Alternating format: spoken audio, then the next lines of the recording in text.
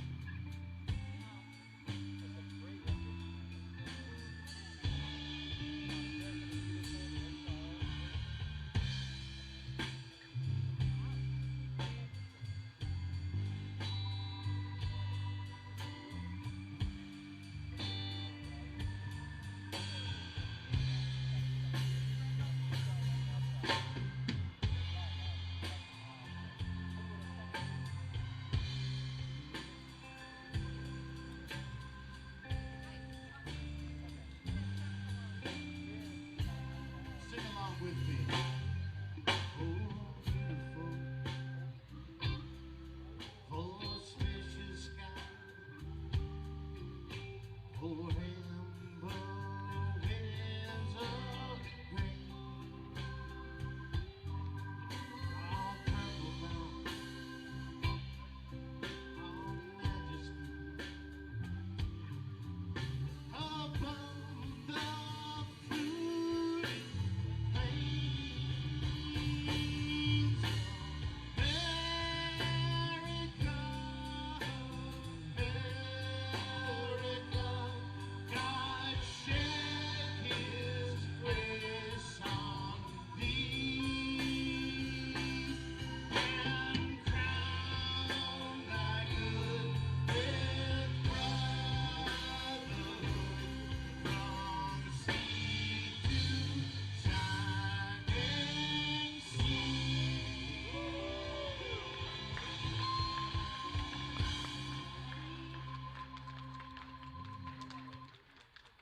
Thank you.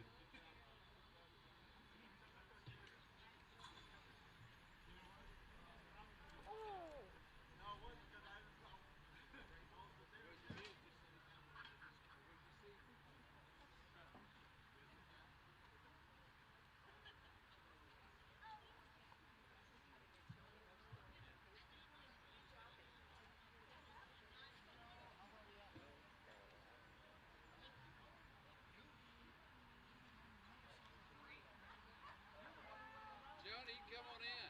Okay. Well, Mary's getting more wine. Well, that's the worst case of paper too.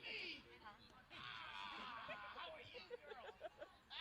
First of all, I just want to tell you, I am proud to be here. I want to thank each of you for sharing this moment with us, a moment of honor and remembrance of those in 9/11. Welcome to Prince Michelle. We want to thank Kristen Easter and her husband Jeffy, the owners. And we also want to thank Brad Hanson and his wife Lydia. Brad is our winemaker and our brewmaster. We're very proud of him, nationally known and award-winning. Please, they want you to know that we will never forget 9/11. This event is to let everybody remember all those that have done things for our country, now and then. The United States is blessed to have a country made up of all people, from all nations, under God. Thousands of people gave up their lives on 9/11. First responders gave up their lives, and they ran into the flames to save others. They saved as many as they could, and they did it at their own loss of life. We must never forget what they did and the sacrifice of their own lives that they did for us. Today we have first responders here. We have military veterans here. And we want to tell everybody how proud we are of them. They protect us every day. And we thank them for being here. Thank God for each one of you and your family.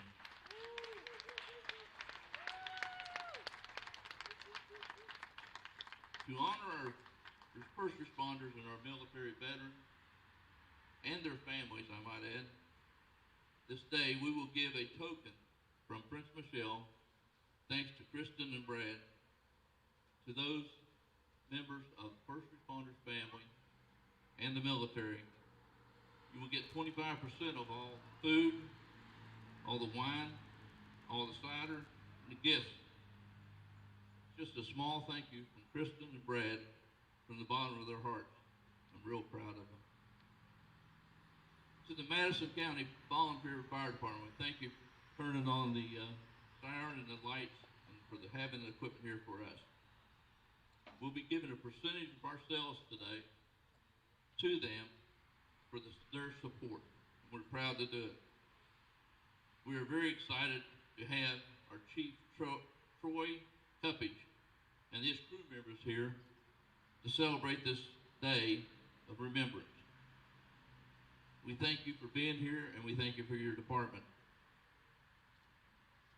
We salute everybody here, all the responders, because we can't tell you enough how much it means to us, and we want to be the city and the people that remember who you are, and we honor you every day. In honor of you too, we were blessed to have 2 New York City firemen come down for this special meeting and this special occasion in this event. These 2 men came from New York City. They sent us their uniform in advance. It's in the display room. Their jackets, their boots, and their hats. And the flag that's hanging over that has every one of the responders' names that died on 9/11 for us. I would like to take this time to introduce to you Frank Zambrano. Frank is a great man. I know him well. I consider him a brother. He's a chief aide and fire marshal for the New York City Fire Department. Professional firefighter for 19 years. Frank served in the city of New York as a firefighter in the Bronx, in Manhattan, and as the chief aide. As a professional arson investigator, Frank was assigned to Brooklyn, Queens, and Manhattan. He was also an investigator. Investigator Zambrano investigated over 1,000 arsons in New York City. Even the New York City courts approved him as a witness on anything dealing with fires. I present to you this day from Frank Zambrano from the Elite Special Investigations Group. Frank, please come up and join us.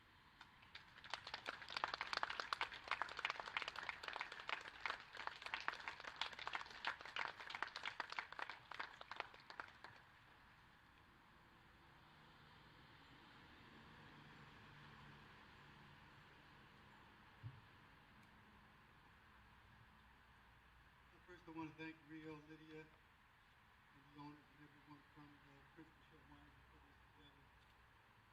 John and I and all the first responders really appreciate that you're doing this. Keep us remembered. So thank you for that.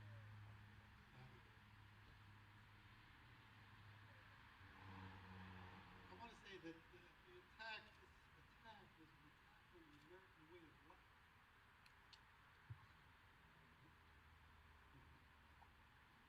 I want to tell you a little bit of what happened that day when I was working that day. I reported for duty on September 10th at 1800 at 6 p.m. The next morning was like every other morning. Guys are just having breakfast and breaking each other's chops. And we're watching television, and there was a reporter interviewing a guy on the streets of Manhattan. And when the interview was over, he said, you know, if you look over my shoulder, you'll see that there appears to be a fire at the Trade Center. And the camera zoomed in, but, you know, back in those days, it wasn't a high-def TV. You could hardly see it. But one of the guys walked up to the TV and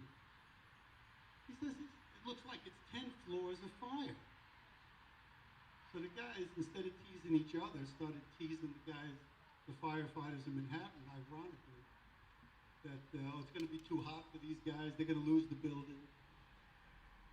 And then the news started progressing, getting more updates, and we're watching it. And then bang, two World Trade Center was hit.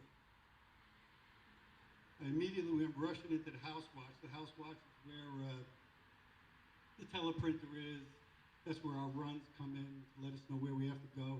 Department phone, outside phone, and the citywide radio. I wanted to hear what was going on downtown. So now I'm listening to the radio, and I could hear all the companies I worked with when I was in Manhattan. Familiar voices all responding to the Trade Center. And we all looked at each other at work and said, we got to get ready to go. So we started putting all our gear on a rig, and all tools and equipment, whatever we thought we needed. And I went back to the House Watch, and I'm watching television. The unthinkable happened. All of a sudden, two World Trade Center collapses. And I'm thinking of all the guys that just responded. So at that point, the guys start going crazy. And now the citywide radio, the dispatcher says, Manhattan to FieldCom, and there's no response. So he says it again, Manhattan to FieldCom, nothing. Manhattan to Division 1, nothing. Manhattan to Division 1, again, nothing. And then he said something I never heard before and I never heard again. He said, Manhattan to anyone at the scene, nothing. A few minutes later, some civilian steps up, must have walked into one of the rigs and said, hey, we need help. There's been a partial collapse, a lot of people hurt. Send as many ambulances as you can. So now, some of the guys just grabbed their gear, left the firehouse, and just went down there. The other guys, we started ringing the bells. And when 3 bells means everybody goes. The engine, the truck, everybody goes. And he's ringing the bells, ringing the bells. The captain comes down and says, look, guys, we're not going. What do you mean we're not going? We're going. He said, no, we're not going. And it looked like there's going to be a mutiny. As we're enraged, all of a sudden the chief pulls up right in front of quarters and gets out and says, look, guys, we all can't go down there at once. They're going to need relief, and we're going to have to be ready when our time comes. So we all sort of thought that was all right. So we took the time to call our wives and family, tell them we were okay. And then fast forward to 2007, June. I was working as a fire marshal then. I'm in the office and I'm coughing, sneezing. The guy said, Frank, man, you're sick. Get out of here. You're going to get us all sick. So I went to the doctor and find out I have a lymphoma. And, the prognosis wasn't good. And since 9/11, 200 firefighters died from their injuries at 9/11. And I'm thankful that I'm beating the odds here. Thank you for listening.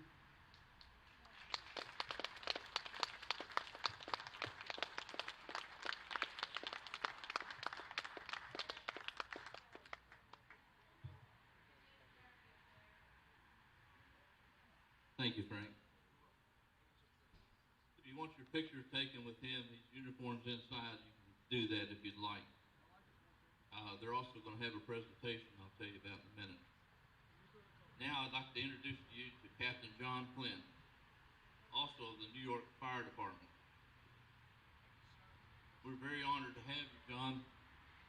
John is a captain, was a professional firefighter for New York City for 20 years. John served as a lieutenant in Manhattan and Queens. Lieutenant Flynn was promoted to captain of the Elite Hazard Material Company, #1. The unit was the citywide unit that responded exclusively to the scene of hazardous material releases, chemical fires, and terrorist events. Captain Flynn taught at International Association of Firefighters and concentrated on weapons of mass destruction. He is also instructed in New Mexico technology at a specialized school for incident response to terrorist bombing, known as Bomb School. John also served 17 years as a structural specialist for FEMA New York Task Force Number 1. In his capacity, he responded to scenes of disasters, of hurricanes, and terrorist and disasters of every known manner. As a licensed professional engineer, he continues today and is intimately familiar with large unknown circumstances involving the construction and the demise of the Twin Towers on 9/11. I introduce you to John Flynn, Captain John Flynn. Thank you.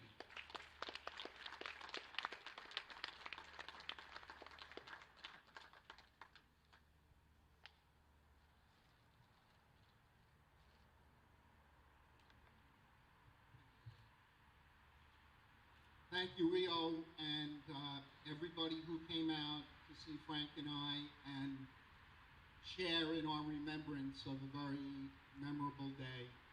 And to the Culpeper and Madison County volunteer firemen who came to share in our brotherhood, because that's what it's all about. And that day was a test, you know, for everybody who responded. And the next year and a half was a test for everybody who went down there and worked on the pile, if you will. I don't like to call it that, but it was a pile. It happened halfway through my career. It changed my career and the entire fire department so many ways. There were many lessons learned, and there were many lessons that were not learned. And I think that it's important to talk about it and remember it so we never repeat the mistakes that were made in the past. And that's difficult to do, because nobody likes to self-reflect and come to the conclusion that they made mistakes. Big mistakes were made. However, big sacrifices were made. And I saw a lot of guys who were a lot braver than I could ever be, human beings doing superhuman things. And I stand in awe of the sacrifices that the guys who were down there made. I know several who knew that they were going to their death. Not many, but a couple. And there weren't many people who could actually willingly and voluntarily go into those circumstances. I don't think that I could have. And my story, Frank shared his, and I'll share mine just as insight. I was in between tours. I had worked on Monday the 10th, and I was scheduled to work on Wednesday the 11th. On Wednesday the 11th, I was filling in or taking the spot of a lieutenant who was going on vacation, and his last day was the 10th, the 11th rather. He wound up getting killed on the 11th, and I ultimately wound up taking his place on the fire department in his company. But I was at home, and I was a new lieutenant. And as a new lieutenant in the FDNY, you don't have a home, you don't have a firehouse. You bounce around the city, and they send you to a different firehouse every tour. So I had my bunker gear in the back of my car, and I didn't have a company to report to. So I was on the phone with somebody at 8:45 in the morning, and all of a sudden he says, "Holy shit, I gotta go." I said, "What's up?" He goes, "A plane just hit the trade center." Click. Now, he wasn't a fireman. I turned on the TV, and like Frank, I saw the black billowing smoke pouring out of the towers. I couldn't believe it. I thought I was watching a movie. All of a sudden, my phone rings, and it's my neighbor, who was a recently retired, highly decorated battalion chief. And he says, "Are you watching this?" I said, "Yeah, I'll be right over." So I ran over, and we're talking about it, and he's speculating. He goes, "John, I think you're going to have to go. This is going to be a citywide response." I said, "I think you're right." And then all of a sudden, bang, the second plane hits the second tower. And I said, "I got to go. I'll see you later." So I ran out of the house, went home, threw my work duty uniform on, jumped in my car, and took off at 80, 90 miles an hour. Now, I live about 20 minutes north of the GW Bridge. I'm about 30 minutes north of the site. And I was speeding down the Palisades Parkway, and everybody on the other side was stopped and looking down the Hudson River. And I remember thinking, what are they seeing? What does it look like? And I was flying down. State trooper had the road blocked. Nobody was allowed past. So I remember I stopped and I looked around. I said, "Oh, these are all civilians. I got to get there." So I went out on the median and I drove up. And the state trooper said, "Oh, bro." I go, "Fire department." He goes, "Go." So he cut me free. Now I was the only one on the road. And on the radio, I was listening to 1010 or 880, and the woman was speaking, and she said, "There's thick black billowing clouds of smoke, and it's terrible. There are things falling." And all of a sudden she went, "Oh!" And I remember yelling.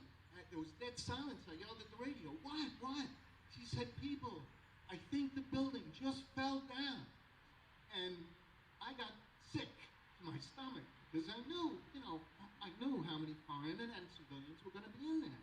And I knew, as a structural engineer, that it was possible for the building to fall down. And sure enough, it happened. So I immediately slowed down because I said, "I don't want to go. I don't want to go because I know when I get down there, they're sending me into the second tower." I said, I have to go. I was torn. Every fiber in my body wanted me to leave because I was in Special Operations Command, and that's, you go. And I was scared, but I slowed down. I did 60 miles an hour. I was passing guys who were doing 40 miles an hour. The only ones on the road then were cops and firemen. So I'm passing a guy, look over, he look at me, he was doing 40, I was doing 60. Look at my rearview mirror, here comes a car doing 110. Fly by me. That guy died that day. Because I got down there about 5 minutes, got out of my car, was trotting down West Street, looking at the top of the building started to move. I yelled, "Run!" Bunch of people around me, we ran north, and just heard them come down behind us. So I was, myself, very, very lucky that day. Turned around, went back in. Within the first hour, 2 bodies. One was a civilian face down in West Street. Half hour later, a fireman, a lieutenant that I helped take out of the Customs building, which is World Trade Center 6, or 6. So I said, "We're going to be here for months getting bodies." And it turned out we were not there for months getting bodies because there were no other bodies that I saw in full pieces. And I just couldn't wrap my mind around that. Where did they go? Where did everyone go? Where did the computers go? Where did the windows go? Where did the carpets go? Where did the desk go? There was nothing but mangled metal that used to be the structure of the building. You know, it was crazy, crazy, crazy. It was beyond belief. It was like being in a science fiction movie. I was there for 30 days. Or I went home some nights. I took 4 days off during the 30 days. But it was the worst 30 days of my life. I cried like a baby the day I left there because I did not want to be there. I hated it. The guys were putting themselves at great, great risk. I thought unnecessarily at that point.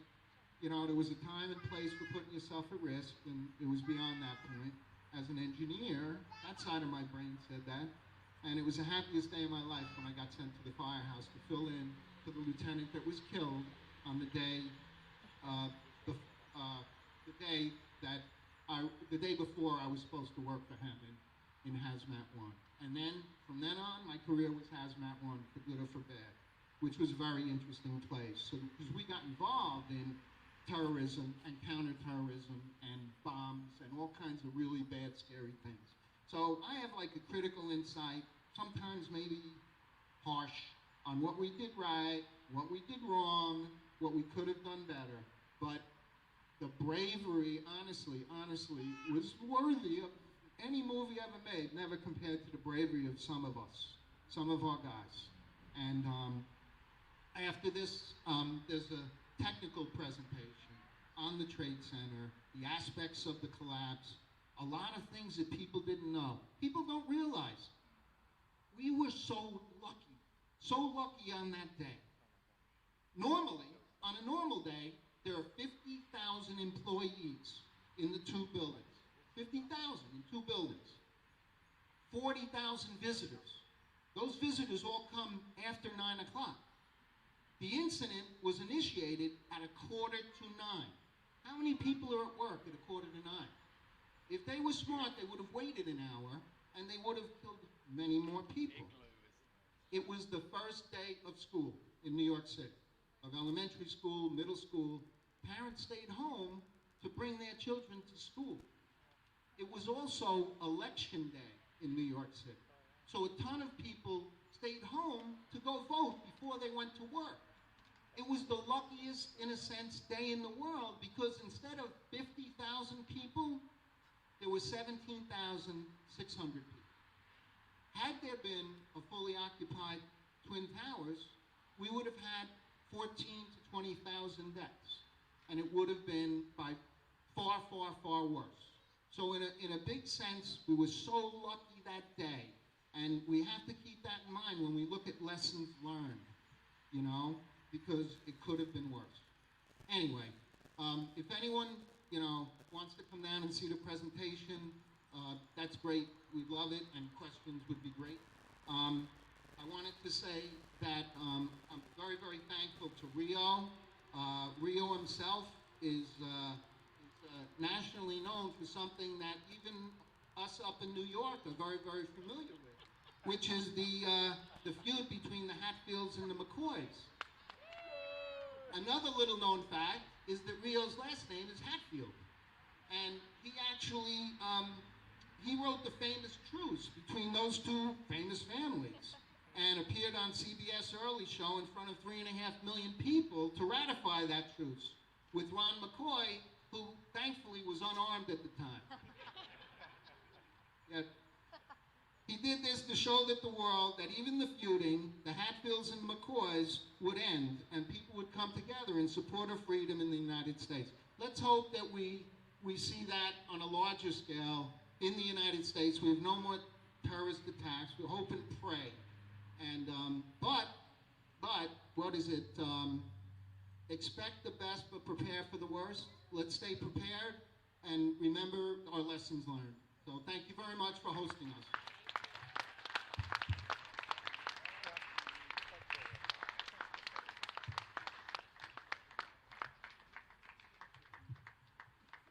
Thank you very much. At this point, I'd like to ask the owner, Chris, to come up here and present a small token of her desire to give them some wine from our beautiful place. Oh, but she's a little sensitive, thank God. Oh my God. I just want to thank you all for your service and what you've done. Thank you for being here and sharing your story with all of us. Things that we don't know. None of us have heard happen before. So thank you for sharing it all with us. Thank you.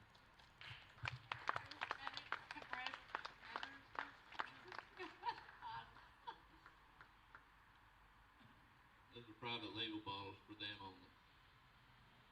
Signed by her and signed by Brad, our winemaker, who's nationally known. Thank you.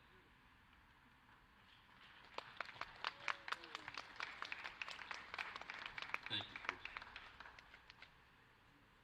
Truly glad that you all come here to see this today.